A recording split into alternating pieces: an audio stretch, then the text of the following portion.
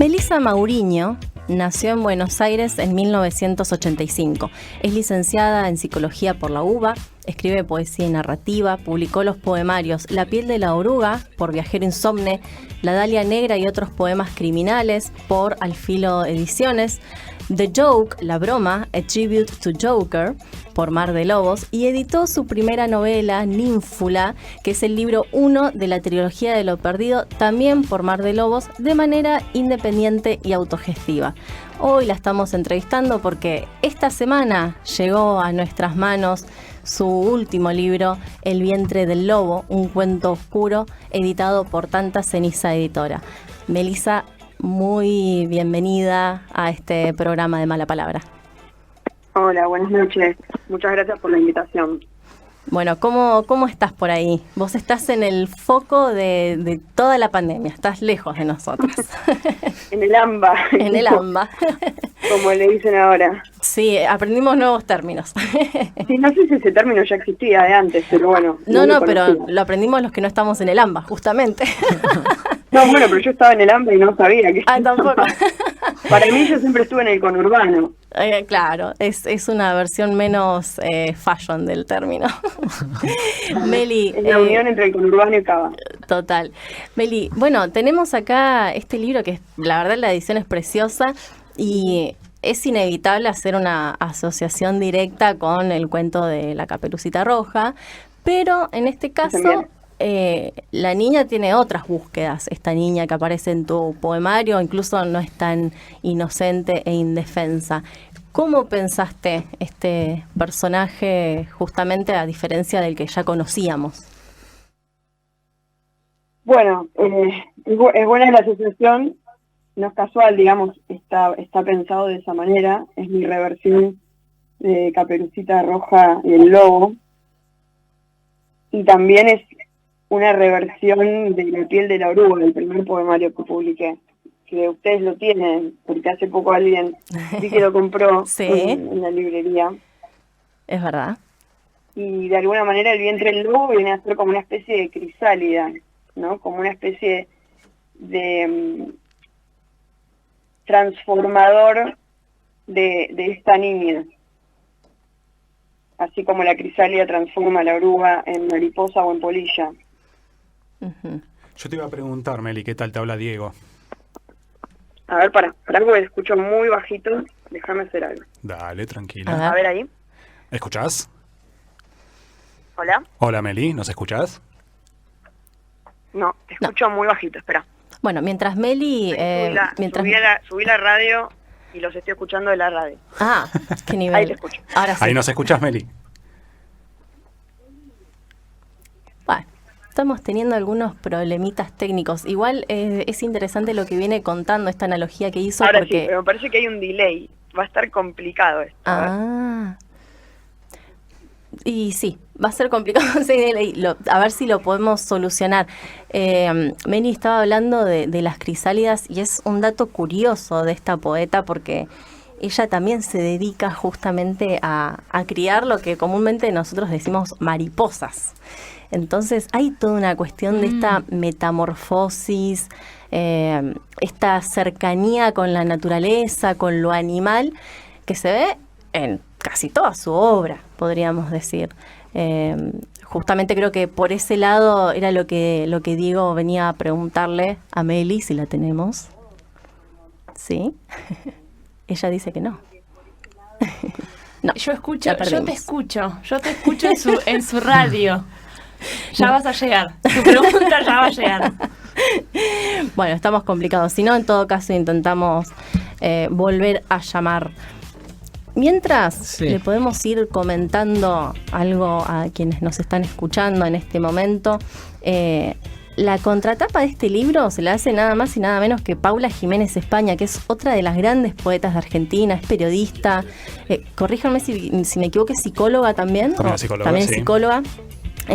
Así que no es menor. Es decir, Meli está de alguna manera haciéndose un lugar también en lo que es el mundo de la poesía. Es muy joven y ya tiene varios libros publicados, sigue trabajando todo el tiempo. Hizo este otro poemario en relación al Joker, al Guasón, y lo hizo en idioma inglés. La piel de la oruga, por ejemplo, fue premiado en el concurso que organizó Viajero Insomne por los poetas Claudio Massín, Carlos Batilana y Enrique Sorinas. Meli ganó el primer premio con La piel de la oruga, que ella venía contando justamente que de alguna manera es como la antesala del vientre del lobo. Estamos con Meli, al aire. ¿Volviste, Melissa? ¿Volviste, Melissa? Acá estoy, está re complicado, los escucho muy bajito, pero bueno, voy a tratar de hacer un esfuerzo auditivo. En el año 2020 y estas cosas siguen sucediendo. Estamos a apenas 1100 kilómetros de distancia. Y pasa. La tecnología no nos va a salvar de nada, olvídense. Meli, estábamos contando un poco de tus libros y estábamos haciendo referencia a este mundo animal que de alguna manera habita en tus poemarios. Estábamos haciendo referencia también a La piel de la oruga, que como vos decías es el poemario que de alguna manera es la antesala del vientre del lobo, tiene temas que comparten. Y además Estefanía agregaba que vos además cuidás o criás lo que nosotros conocemos como mariposas. Vos probablemente lo mencionás de otra manera. ¿De qué manera entonces habitan estos animales, este mundo natural en tu poesía? ¿Cómo lo pensás eso? Sí, la verdad que te escuché muy entrecortado. Creo que me preguntaste por el tema de las orugas y las mariposas. Sí, el mundo animal en tu poesía, exactamente. Ok. Para mí el mundo animal, la naturaleza, que en realidad es raro, ¿no?, pensar en la naturaleza porque nos pensamos como separados de la naturaleza, pero yo me siento más parte de la naturaleza que de lo tecnológico, ¿no?, ya que justo nos está fallando la tecnología. La piel de la oruga es un libro que plantea un duelo, una pérdida, que es un tema muy recurrente en mi escritura, porque creo que es un tema muy recurrente en la vida de todos, ¿no? Y plantea una transformación, tomando justamente a las orugas, a las polillas, a las mariposas, que justo da la casualidad de que yo crío lepidópteros, y bueno, me sirvió como metáfora un poco para contar esto, ¿no? De hecho hay varios de los poemas que están dedicados a polillas que yo había criado y están con su nombre, ¿no? O sea, son historias reales las que cuento ahí. En el vientre del lobo es como que le doy otra vuelta, o sea, es otra historia, pero lo que tiene en común con la piel de la oruga, más allá de que la escena del bosque, por ejemplo, vuelve a aparecer, si bien tiene más protagonismo todavía en el vientre del lobo, lo consideraría como hasta un arquetipo dentro de la historia, ¿no? Lo que representaría el bosque. Un poco en el vientre del lobo, esta transformación también se va a producir. O sea, hay un viaje que uno también lo podría pensar como el viaje de lo que es el camino del héroe, ¿no? Por eso tiene muchas cuestiones arquetípicas. La protagonista, que es esta niña que, como ustedes decían, no es tan indefensa ni tan inocente, va a hacer este recorrido por el bosque donde va a perder su sombra y al mismo tiempo la va a recuperar. O sea, en ese movimiento de pérdida de la sombra la va a recuperar, porque la sombra tiene un poco que ver con no necesariamente con el lado oscuro de uno, si bien tiene que ver con eso, ¿no?, con lo negado o con lo que no conocemos y que muchas veces se proyecta hacia afuera, sino también con el sentido como del lado oscuro de la luna, ¿no?, con este lado que uno no ve, que es opaco de uno mismo. Entonces, en el encuentro con el lobo, que como está en los poemas, ¿no?, su sombra es la sombra de un lobo, o sea, ella termina siendo el lobo de alguna manera. O sea, ¿cómo se puede ver a ella misma sino a través de ese lobo que también es? Si vos todo el tiempo haces como una especie de indistinción, ¿no? En un momento te preguntás, hombre o mujer, ninguno. En otro poema decís, ¿cómo sería la sombra de mi sombra si existiera? Mujer, hombre, piedra o animal. En este sentido es interesante porque ese movimiento se da en esto que decías, ¿no? De no hay pérdida, sino que hay todo el tiempo metamorfosis. En un momento decís que hay una destreza camaleónica, ¿no? Todo el tiempo esta referencia al mundo animal. Sí, sí, porque creo que la niña de la historia es una especie de animal. O sea, la presencia del ánima tiene muchos sentidos para mí, ¿no? Pero en la segunda parte del libro se llama Animus, que sería la contraparte del ánima, ¿no? Es su lado masculino, digamos, ¿no? Como arquetipo masculino en la mujer. Los dos arquetipos femenino y masculino, ¿no? El ánima y el animus. Sí. La niña es una especie de animal, o sea, está como desprovista todavía de toda la carga más bien social, cultural, que podría convertirla ya en adulta, sea en hombre, mujer, es todo, es animal, es vegetal, es parte del bosque, es el lobo, es la sombra. Vos también, hay algo de eso. Sí, también pensaba mientras hablabas que haces siempre hay siempre que también como un regreso, ¿no? Un regreso al vientre, un paisaje donde caigo y renazco, un regreso al vientre, al tiempo primordial, al útero al que volver, decís en un momento, como si fuera una zona previa, ¿no? A la individuación. Desde ese punto de vista, la infancia está como antes de esto, de la individuación, de la singularización como mujer. ¿Vos eso lo pensás dentro del poemario, ya lo tenés estructurado o va saliendo a medida que vas escribiendo? A ver, ¿cómo te puedo decir? Hay una parte de cuando uno escribe que está en sombra, ¿no? A mí me pasa ahora cuando hace unos días, hace un par de semanas, ya ni me acuerdo cuándo fue que recibí los libros, me puse a leerlo y a medida que lo leía me sorprendía yo misma de cosas que había escrito y que iba resignificando. Este libro lo escribí a fines de 2015. Te iba a decir eso también, eso que se señala al final del libro, es en qué relación tenías ahora entonces en esa distancia con todo esto.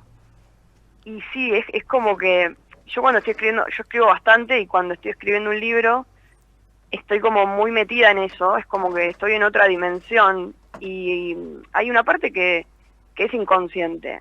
Después hay un orden, hay un trabajo sobre la palabra que va ordenando de alguna manera esa primera inspiración, si querés. Este libro puntualmente, todos mis libros son temáticos de alguna manera, tienen un tema, una estructura, un hilo conductor. En este caso es un cuento contado en poemas, o sea, no son poemas sueltos ni es un rejunte. Claro. Tiene un hilo desde el punto de partida donde la niña sufre una pérdida, esta desaparición de la abuela y su misión de ir a buscar a la abuela que está perdida. Lo que pasa es que de alguna manera esa pérdida, si bien la moviliza a ella, ¿no? La mueve a ir a buscar, ya no está. O sea, está buscando algo que ya está muerto de antemano. Entonces, ese movimiento se va a ir produciendo en pos a lo que se llamaría dentro de la psicología analítica, ¿no? Junguiana, el sí mismo. Ahí va. Por eso hay algo de eso que decías recién. O sea, cómo en ese recorrido se puede ir encontrando con ella misma. Pero no porque esté al final del camino como si fuera algo a encontrar que ya está armado, sino porque en esos encuentros que va teniendo, sea con el lobo, sea con los dichos de la madre, los dichos del padre, que también siguen siendo arquetipos, la abuela misma, y otros personajes que aparecen como el leñador, que es un personaje típico del cuento también, o el guardián del bosque, que es como su propia voz en off, en modo animus, digamos. Ella se va a ir construyendo en esos encuentros, porque nosotros nos vamos constituyendo respecto de un otro o de otros. Claro. Entonces, esos encuentros van a marcarla y van a formar parte de, bueno, lo que ella vaya descubriendo de sí misma y cómo se vaya armando dentro de ese vientre que marca una entrada donde algo se va a perder también. O sea, yo digo que entrar al vientre del lobo no es sin un costo. Claro. Melissa, ¿qué tal? Acá Matías te saluda. Hola, ¿cómo estás? Bien, te saco un poco del tema específicamente del libro para llevarte a la presentación, a cómo lo estás difundiendo. Tuvimos la oportunidad de ver en YouTube un video que se ve que es una grabación de un vivo que hiciste, no sé si por Instagram o Facebook, donde el video dura 1 hora, un poco más, donde vos haces una descripción minuciosa del libro, lees poemas y también comentás un poco cómo surgieron esos poemas, cómo fue el proceso de escritura. Una presentación bastante original y muy interesante. Queríamos saber si esto surge por este marco de cuarentena y pandemia o es una modalidad habitual en vos, tenés mucha presencia en redes sociales. Bueno, gracias primero por lo que decías. La verdad es que no fue algo, no fue la presentación en realidad, no es que fue la presentación oficial. De hecho, espero que podamos hacer una presentación en vivo en lo posible, porque yo le doy mucha importancia a las presentaciones. Para mí, el proceso de escritura no termina solamente cuando terminé de escribir el libro, sino que para mí es todo importante, desde el diseño del libro. Si bien en este caso me edita Tanta Ceniza, yo también tengo mi editorial, Mar de Lobos, que edité algunos de mis libros y mi novela con Mar de Lobos, sí, donde me meto mucho más en todo el proceso, desde la tapa, hago la maquetación, el diseño, y bueno, con las presentaciones también me gusta involucrarme mucho para pensar la obra como un conjunto. Entonces, me fijo hasta en el vestuario de las presentaciones, la música, si armo señaladores, no sé, todo eso. Todo el Entonces, detalle. Me gustaría tener la oportunidad de presentarlo como me gusta hacerlo, y en vivo y en directo, de ser posible en persona. Pero bueno, lo que pasó fue que se me ocurrió hacer especiales sobre los libros que tengo publicados, que hasta ahora vengo haciendo 2. Uno fue de La piel de la oruga, que está también en Instagram y está en mi página de Facebook, Melissa Maurinho, donde cuento un poco como el backstage del libro, leo algunos poemas, cuento un poco, no sé, anécdotas, cómo nacieron los poemas, o cosas que me pregunta gente que está conectada en el vivo. La verdad es que, no sé, mucha presencia en redes sociales. Uso el Facebook de modo recreativo. No diría que tengo muchos seguidores, la verdad. Los que tengo me siguen bastante, son buenos amigos, otros no son amigos, pero bueno, se interesan en lo que escribo. Así que la idea es que cualquiera que quiera ver el video pueda acceder y enterarse de qué se trata. Fue un poco eso. Melissa, Emiliana te pregunta de este lado. Hola, Emiliana. Recién un poco Mati contextualizada, estamos en pandemia, estamos en cuarentena, y me surgía la pregunta por la creación. Viste que a varios la pandemia le generó como una tranquilidad de que el mundo esté quieto, entonces pueden leer un montón, pueden escribir, y otros en cambio les resultó completamente al revés, ¿no? Como la falta de ruido y de movimiento de la ciudad o de caos les faltó como para inspirarse. En tu caso, ¿cómo influyó la creatividad en la pandemia? O la pandemia en la creatividad, en realidad. Y mira, en mi caso, yo no soy la persona más salidera que puede existir. Sobre todo en invierno menos. Y tengo que reconocer que extraño ir a nadar, porque eso era algo que hacía prácticamente todos los días y me encantaba, y eso me falta. Pero tener más tiempo también para escribir, y no solo para escribir, para inspirarme. Yo creo que es muy importante, perdón que lo diga así, pero estar al pedo para poder inspirarse y escribir. O sea, hay que tener tiempo, hacerse el tiempo para relajarse. Y un poco, creo que en mi caso, en un momento estuve teniendo mucho menos trabajo del que tenía, lo cual no fue bueno, pero le saqué provecho por ese lado. Me puse a escribir un libro en pandemia, bastante apocalíptico. ¿Podés participar del concurso del fondo, entonces? Sí, totalmente, sabes que sí, lo puedo mandar.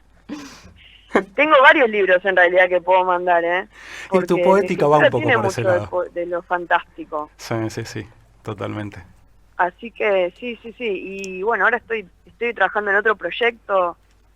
También, sí, siempre estoy con algo. Estoy traduciendo La piel de la oruga al inglés también. Estoy escribiendo bastante en inglés.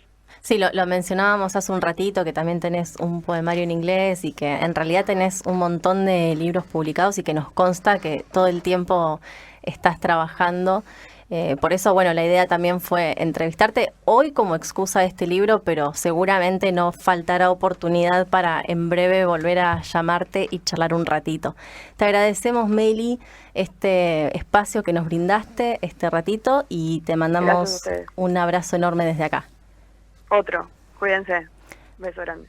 Hablábamos con Melissa Mauriño, autora del libro El vientre del lobo, un cuento oscuro editado por Tanta Ceniza.